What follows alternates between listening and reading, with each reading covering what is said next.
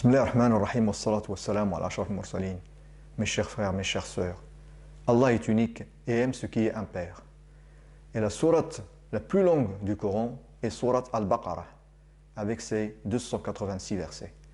Dans sourate Al-Baqarah, on trouve des versets dont les numéros n'ont été utilisés qu'une seule fois pour numéroter les versets du Coran. Et ils se trouvent uniquement dans sourate Al-Baqarah. Et la suite de ces numéros est la suivante. Nous avons donc de 228 jusqu'à 286. On ne trouvera ces numéros que dans sourate Al-Baqarah uniquement. Mais qu'y a-t-il de si intéressant? En effet, l'étonnant, c'est le premier nombre 228 de cette liste, qui n'a été utilisé qu'une seule fois dans la numérotation des versets. 228 est égal à 2 fois 114. 2 est aussi le numéro de sourate Al-Baqarah où l'on retrouve ce verset.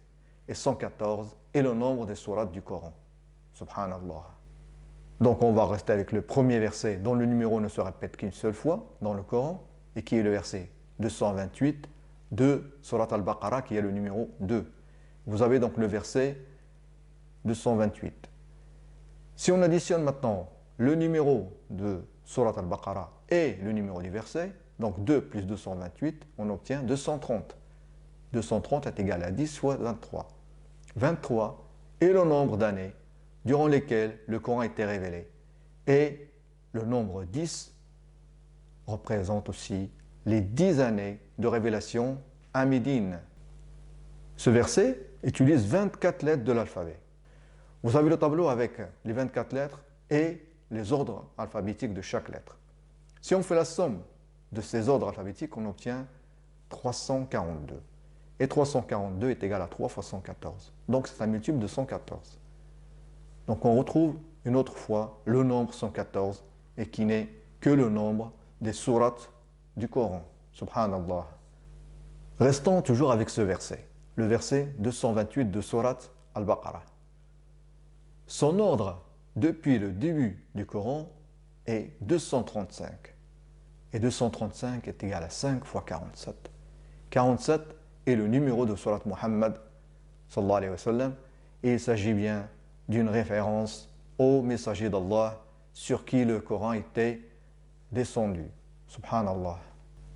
Observons maintenant le verset numéro 228. Si on sépare ce nombre comme ceci, on va mettre le 2 et le 28. À quoi font référence ces deux nombres, 28 et 2? 28 est aussi le nombre de sourates qui ont été révélées à Médine. Et 2 est le numéro de sourate Al-Baqarah, qui est la première des 28 sourates révélées à Médine. Subhanallah. Mais qu'en est-il du dernier nombre qui n'a été utilisé qu'une seule fois pour numéroter les versets du Coran et qui est 286? Si on le sépare de la même manière, on va obtenir 2 et 86.